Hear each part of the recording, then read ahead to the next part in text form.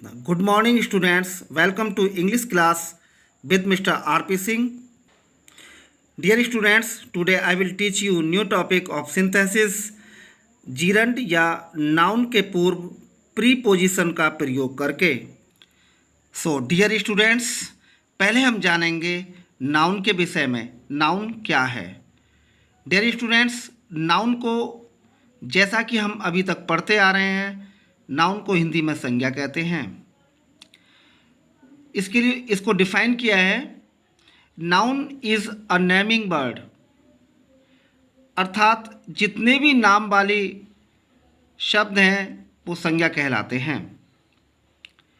या जैसा कि हम सुनते हैं, पढ़ते हैं, और जितने भी चीज़ों को हम देखते हैं पूरे ब्रह्मांड में, वो सब संज्ञा हैं. डियर स्टूडेंट्स, अब हम जानेंगे कि जीरंड है क्या चीज़, जीरंड कैसे बनता है. प्रिय विद्यार्थियों, gerund first form of verb में आईएनजी जोड़ने से बनता है. फर्स्ट फॉर्म ऑफ वर्ब में जब हम आईएनजी जोड़ देते हैं तो इसकी क्रिया के अंत में ना, नी, ने आदि शब्द आते हैं. जैसे इसके लिए एग्जाम्पल है, walking is good for health. Dear students, हमने यहाँ वॉक में आईएनजी जोड़ा, इसे सब्जेक्ट बनाया, इज़ गुड फॉर हेल्थ, यानी टहलना स्वास्थ्य के लिए अच्छा है. यहाँ पर ना अंत में आया, वर्ब के अंत में ना आया. Next, I like playing cricket. Dear students, यहाँ इसका हिंदी अनुवाद है, मैं क्रिकेट खेलना पसंद करता हूँ. यहाँ खेलना ये हमारा जीरंड हुआ, क्योंकि हम जानते हैं क्रिया के अंत में ना, ने, नी का प्रयोग होता है. तो प्रिय बच्चों, मुझे आशा है कि आपको ज़रूर समझ आया होगा जीरंड क्या है और जीरंड कैसे बनता है. आइए हम यहाँ पर कुछ प्रीपोजिशन देखते हैं. विद के साथ या से, फॉर के लिए या के बदले में, विदआउट के बिना, बिफोर के पहले, आफ्टर के बाद, इन स्पाइट ऑफ के बावजूद, बिसाइड्स के अतिरिक्त, on account of, due to या बिकॉज ऑफ.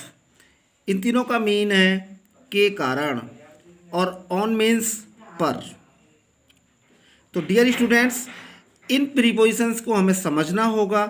हम प्रीपोजिशंस को किस प्रकार जीरंड या नाउन से पहले रखते हैं. सो डियर स्टूडेंट्स, हम किस प्रकार दो सिंपल सेंटेंसों को किस प्रकार एक न्यू सिंपल सेंटेंस बनाते हैं.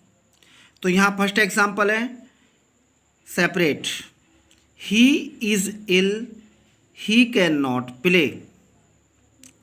डियर स्टूडेंट्स, यहाँ पर इसको हिंदी मीनिंग देखते हैं तो वह बीमार है, वह खेल नहीं सकता.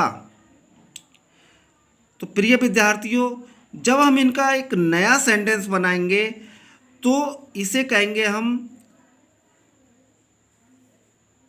बीमारी के कारण वह खेल नहीं सकता. तो जो बीमार शब्द है, हमने उसको बीमारी बनाया, यानी उसको नाउन बनाया. तो बीमारी के कारण, तो यहाँ पर हम देखते हैं डियर स्टूडेंट्स, या तो हम ड्यू टू का प्रयोग करेंगे, या बिकॉज ऑफ का प्रयोग करेंगे, या ऑन अकाउंट ऑफ का प्रयोग करेंगे. तीनों में से आप कोई भी प्रयोग कर सकते हो. तो हमने यहाँ किया है बिकॉज ऑफ इलनेस. ये इलनेस यानी नाउ, इल जो है, इल को हमने नाउन बना लिया, इलनेस हो गया, comma he can not play.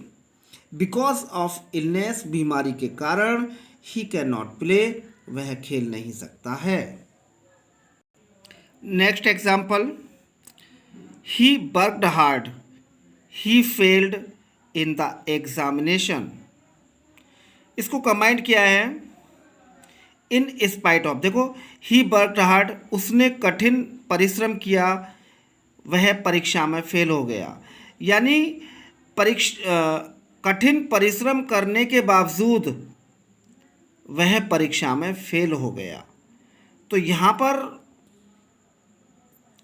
In spite of working hard, यहाँ पर जो वर्किंग है वो जीरेंड बनाया, कठिन परिश्रम करना ना आया स्टूडेंट्स क्रिया के अंत में।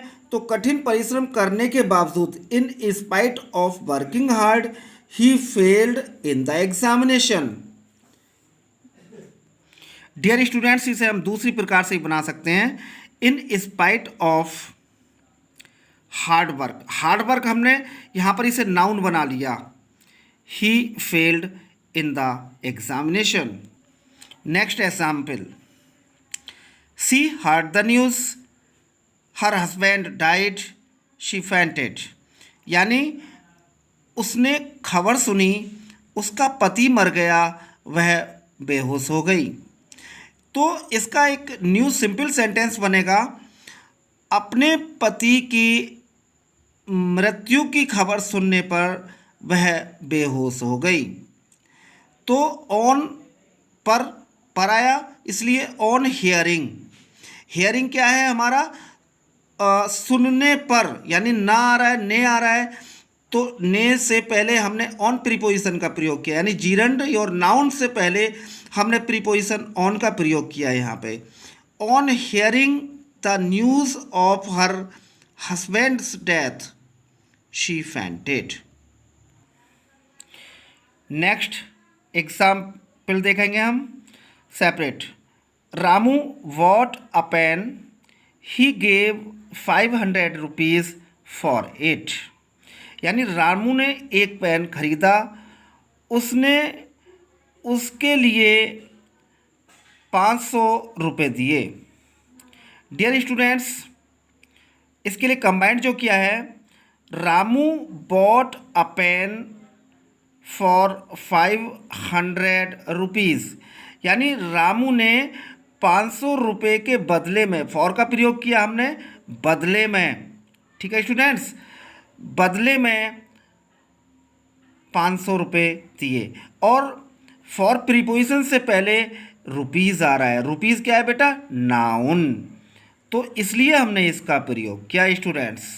ओके स्टूडेंट्स, यदि आपको समझना है वीडियो तो आप टाइम एंड टाइम इसे वॉच कर सकते हैं और समझ सकते हैं। Okay students, thank you and have a nice day.